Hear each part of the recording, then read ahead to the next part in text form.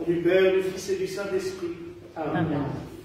Mes très chers frères et sœurs, nous voilà entrés dans la Sainte Quarantaine, ce chemin qui nous mène vers Pâques, j'allais dire à travers des méandres, à travers le désert, sur un chemin qui peut paraître chaotique.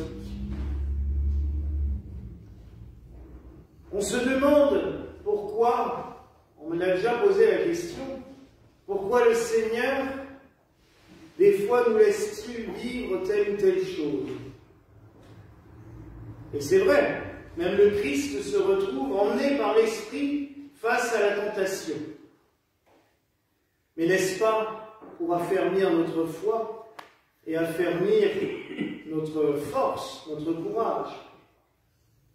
Oui, le Seigneur, lui, ne nous tente pas, bien entendu. Et c'était d'ailleurs une grosse erreur de traduction qui a été corrigée il y a quelques années à propos du Notre Père, quand on disait « à Dieu ne nous soumet pas à la tentation », comme si c'était Dieu qui nous tentait. Bien sûr que non. Le tentateur, c'est bien autre chose. Et c'est bien plus discret et bien plus en bas. Mais le Seigneur, lui, ne nous laisse pas entrer, c'est ce que nous lui demandons notre Père, mais des fois il laisse pour voir et pour surtout que nous nous blindions un petit peu, que nous nous mettions une bonne carapace. Et le Christ a dû passer par là, dans sa nature humaine. Il a dû subir les tentations, peut-être pour se forger cette armure dont il aura besoin pour supporter tout ce qu'il va devoir endurer pendant la passion. Imaginez si un être humain cède au diable pour un bout de pain.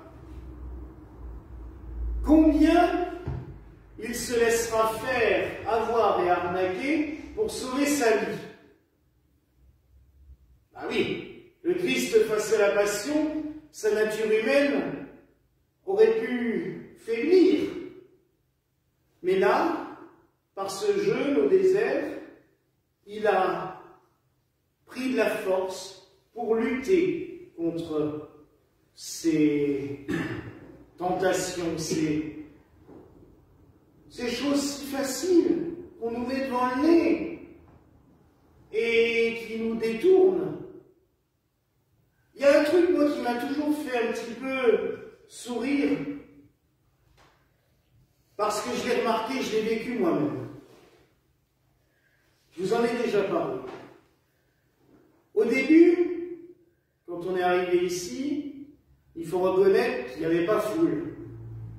Le dimanche, si on était 5, on était heureux. Hein, et la semaine, j'étais bien souvent tout seul ou avec maman. Et forcément, en semaine, un coup j'étais seul et puis bon, oh, il n'y a personne.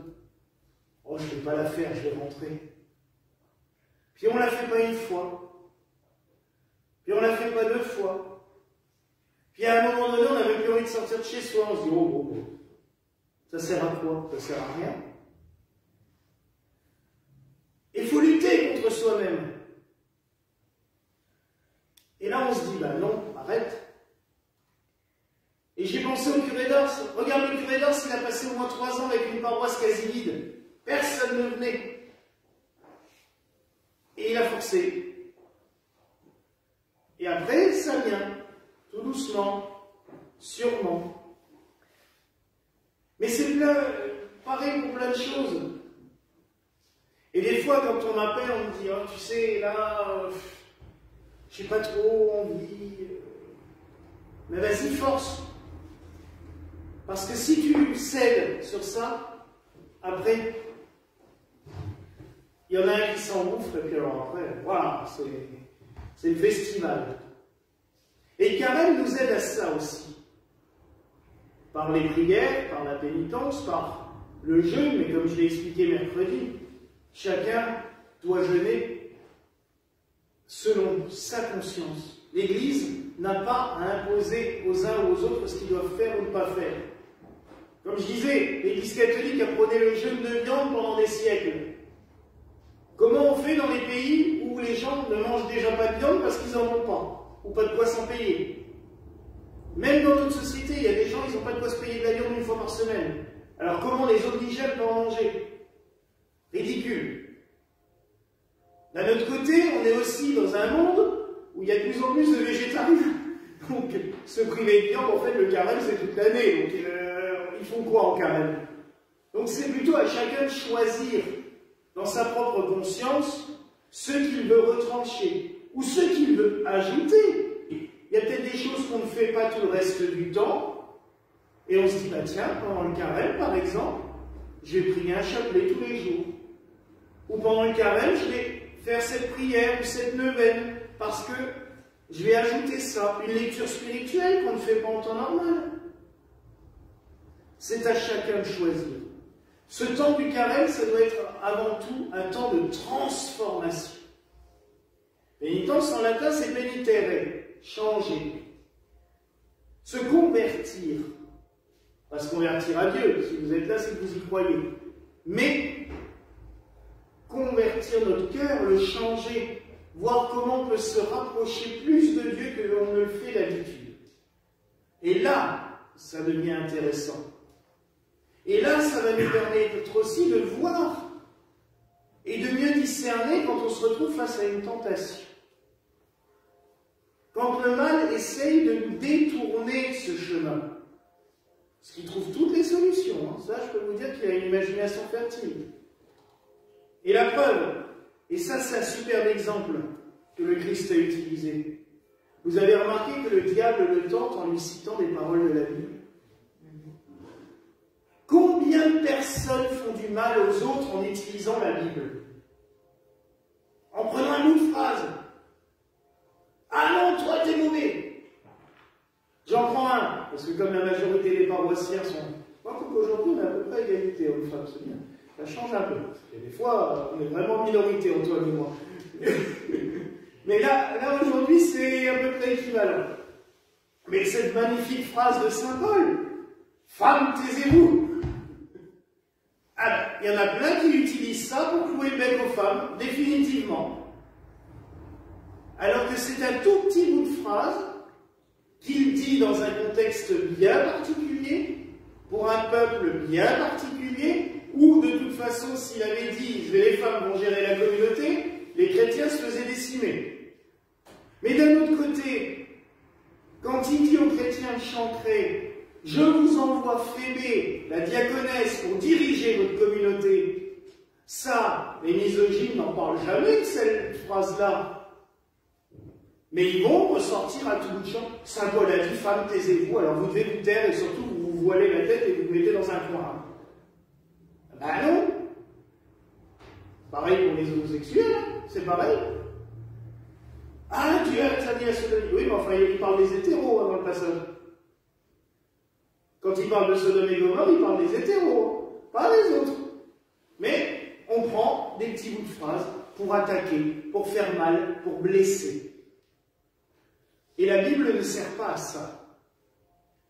La Bible, et les saints évangiles encore moins, c'est un texte d'amour.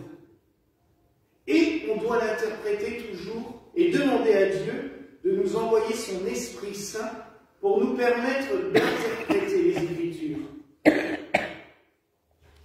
Non pas selon la lettre qui tue, mais selon l'Esprit qui vivifie. Et c'est pour cela aussi, dans la liturgie gallicane, le chandelier à 7 branches est allumé devant l'Évangile. Pour que les 7 dons du Saint-Esprit vous permettent de mieux comprendre les Écritures, de les interpréter, de pouvoir aussi les partager aux autres. Mais si on prend des petits bouts de phrases appris par cœur, c'est des flèches ou des balles qu'on tire pour blesser, pour tuer. Je l'ai vu il y a encore un an, dans le jardin, j'étais en train de bricoler. Quelqu'un qui arrive en voiture, ils se gardent tous les deux sur le trottoir, et ils viennent me voir. Vous êtes catholique? Je dis oui, de tradition, oui. Ah. Pourquoi vous avez le statut? Je Vous savez pas que c'est interdit par la Bible? Ah bon? Je savais que... Oui, c'est marqué dans les 10 commandements, tu ne feras pas d'image. Je dis, oula, tu ne feras pas d'image de moi, c'est Dieu qui parle. Parce que Dieu est pur esprit. Je dis, mais les images du Christ, on peut, il est incarné. Je dis, et puis d'un autre côté, il faudrait peut-être aller lire le livre des rois. Ah bon? Je dis, ah, vous ne le connaissez pas? Il y a un passage où Dieu demande à Moïse de sculpter 2 chérubins pour les mettre de chaque côté de l'arche d'alliance. Je dis, tiens, c'est marrant, là Dieu il demande de faire des statues. Alors pourquoi est-ce que nous, on n'aurait pas le droit d'en avoir? Ils sont partis.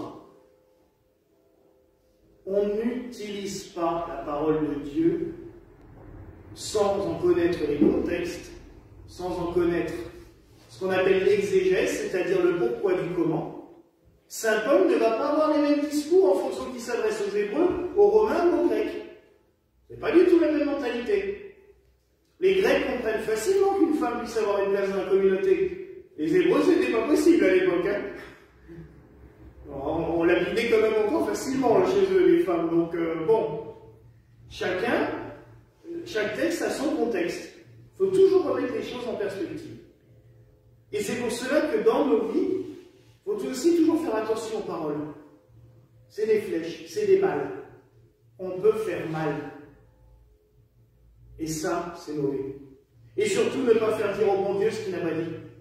Ça, ce sera bien aussi. Parce que le jour où lui, il se manifeste et qu'il nous fait comprendre ce qu'il a vraiment dit, aïe. C'est vrai, le Christ aurait pu très bien sauter du haut du temple. Soi-disant, les anges viennent pour te porter. Enfin, je vous décourage toutes et tous d'aller sauter du haut de la cathédrale. Je ne suis pas sûr qu'il y ait assez d'anges à ce moment-là pour venir nous aider tous. Hein. C'est pas le but. Et à quoi ça sert? Juste pour tester si Dieu est bien là? Mais ça, c'est dans nos vies de tous les jours qu'on doit l'expérimenter. C'est pas comme ça dans un cas précis. Tu ne tenteras pas le Seigneur ton Dieu, c'est vrai. Il nous l'a dit clairement. Ce n'est pas à nous, j'allais dire, de le forcer à faire quelque chose. Qu'on le harcèle de prière en vue d'obtenir quelque chose, soit. Si c'est bon pour nous, il nous l'accordera. Le Christ nous l'a dit, demandez, vous recevrez. Frappez, on vous ouvrira. Mais il ne nous a pas dit, demandez la vie, demandez d'être protégé contre la mort, et d'un autre côté, d'aller risquer de mourir tous les 3 jours, juste pour voir si Dieu est là. Ça me rappelle une blague aussi, sur le fait de mal interpréter les Écritures. Et un ami prêtre cette semaine me l'a raconté, je la connaissais déjà. Une inondation dans un village. Vous voyez un petit peu quand il y a, dans le deuxième Don Camillo, quand il y a le village entièrement inondé, ils ont de l'eau jusqu'au premier étage des maisons. Il y a un bateau qui arrive, avec des pompiers. Monsieur le curé, venez, il faut vous sauver. Non, non, je reste là, le Seigneur veillera sur moi. Le soir, l'eau a tellement monté que le curé est assis sur le toit. Monsieur le curé, venez. Non, non, le Seigneur va me sauver, aucun souci. Le lendemain matin, il est assis sur la cheminée. Il y a un hélico qui vient, qui veut les mitrailler. Non, non, c'est bon, le Seigneur va me sauver. Et l'après-midi, il est mort noyé. Il arrive au ciel, en furie, et il demande à parler directement au bon Dieu. Bon, Saint-Pierre n'est pas trop d'accord, mais bon, il fait tellement de scandale qu'il le laisse y aller. Seigneur, pourquoi tu m'as pas sauvé? Je t'ai prié, je t'ai invoqué, ça fait 35 ans que je te sers, que je supporte tout dans mes paroisses. Et 3 fois, je t'ai envoyé les pompiers, tu les as pas pris, hein. Ben oui, mes frères et sœurs, ce n'est pas à nous d'être, j'allais dire, présomptueux vis-à-vis de Dieu. Et surtout de ne pas vouloir écouter les réponses qu'il nous donne à nos prières. Parce que ça, vous voyez, on parle beaucoup de péché dans le carême. Alors péché, c'est vrai que pendant longtemps, il fallait se flageller, voilà, j'ai fait des péchés, j'ai pas été à la messe, oh là là, j'ai pas fait ci, j'ai pas fait ça. Pour moi, c'est pas ça le péché. Le péché, c'est avant tout de s'éloigner de l'amour de Dieu. C'est de ne pas l'aimer. Si on l'aime, ben on va à la messe d'office, j'allais dire presque. Et puis si on l'aime, on fait les choses qu'il faut faire. Et forcément, ben, quand on ne fait pas ce qu'il faut faire, tel qu'il nous l'a dit dans l'Évangile, ben, c'est qu'on s'éloigne un peu de son amour. Mais pour moi, le plus grand péché, c'est de ne pas lui faire confiance. De ne pas lui faire confiance, quand on le prie de vouloir lui imposer nos réponses, ah, je te demande ça, mais je te prierai de répondre comme ça. Je veux que ce soit comme ça. En fait, ce prêtre, dans la blague, bah, lui, il aurait voulu qu'il y ait une légion d'anges qui viennent et qui, alléluia, qui le porte jusqu'à la terre.